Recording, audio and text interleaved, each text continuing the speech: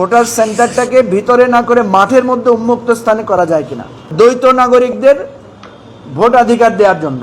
ওনারা বলেছেন যে এটা তো অনেক আর্থিক ব্যয়ের ব্যাপার থাকবে। আমরা মনে করি যে নিরাপত্তার জন্য এবং আদার্স দেন যে সমস্ত খরচগুলো ওনারা বাড়তিভাবে করেন সেখান থেকে ওনারা কিন্তু খরচ থেকে বেঁচে যাবেন। আরেকটা প্রস্তাব আমরা দিয়েছি, ভোটার সেন্টারটাকে ভিতরে না করে মাঠের মধ্যে উন্মুক্ত স্থানে করা যায় কিনা।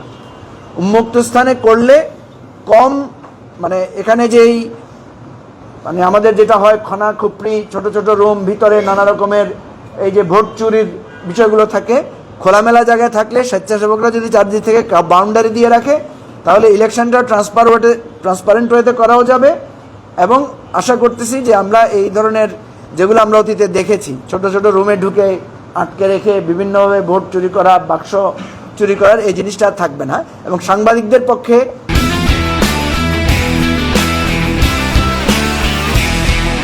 খোলা মাঠে হলে চারদিক থেকে মনিটর করাটা সুযোগটা থাকবে।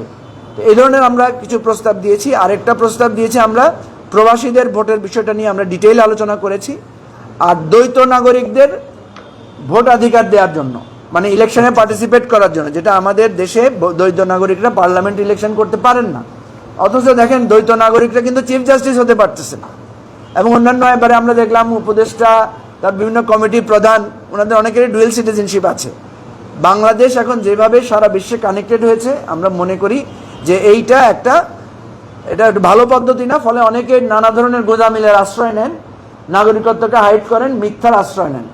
এটা যদি আমরা ওপেন করে দিই যে দ্বৈত নাগরিকরাও ইলেকশনে অংশগ্রহণ করতে পারবেন, তাহলে এটা আমাদের জন্য ভালো হবে। আমরা ভালো রিসোর্সও পাবো, ভালো পার্লামেন্টারি সাপোর্টও মেম্বারদের কাছ থেকে পাবো।